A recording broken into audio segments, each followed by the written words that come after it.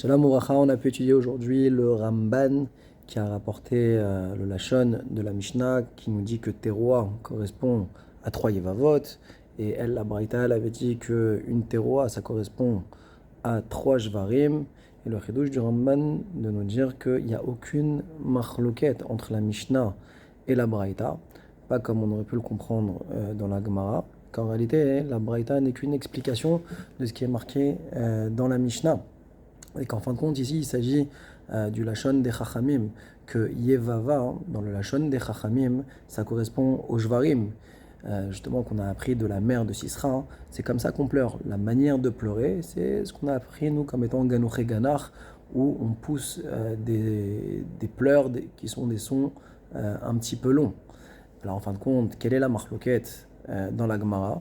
C'est par rapport au Lashon de la Torah, que la Torah l'a utilisé Yom Teroa. Qu'est-ce que c'est que cette Teroa? Est-ce que c'est justement comme les pleurs qu'on a appris de la mère de Sisra, qui fait donc référence au Shvarim?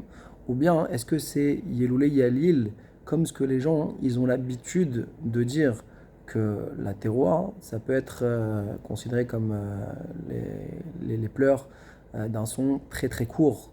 Et donc, en fin de compte, il en résulterait que la marloquette, elle serait, est-ce que la Torah, elle a parlé ou pas le Lashon Bene Adam, parce que dans cette configuration-là, ce serait Yulei Yalil, ou alors est-ce qu'elle a parlé le Lashon de dire que c'est les pleurs plus longs, comme on l'aurait appris donc de la mère de Sisra.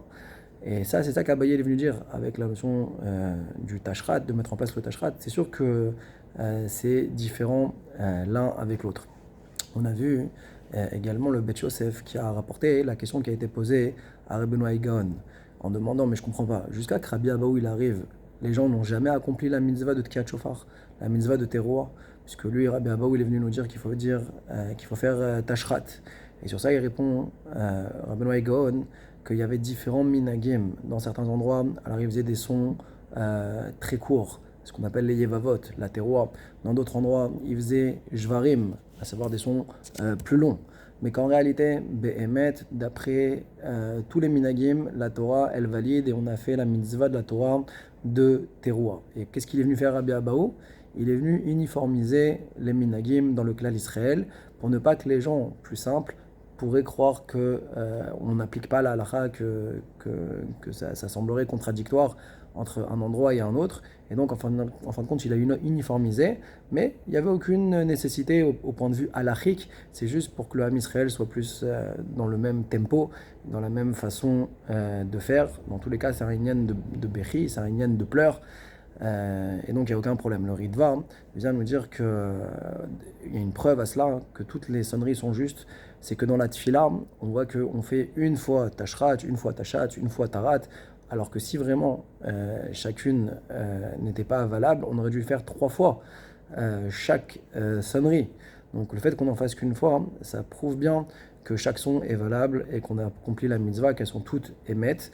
Et il donne le chidouche, le Beth Yosef, au nom du Ritva, que d'ailleurs on est Ma'alin Bakodesh, que Tashrat c'est la formule de Rabbi Abaou, Tashat c'est celle de la Braïta, et Tarat c'est la formule de la Mishnah, et donc Ma'alin Bakodesh.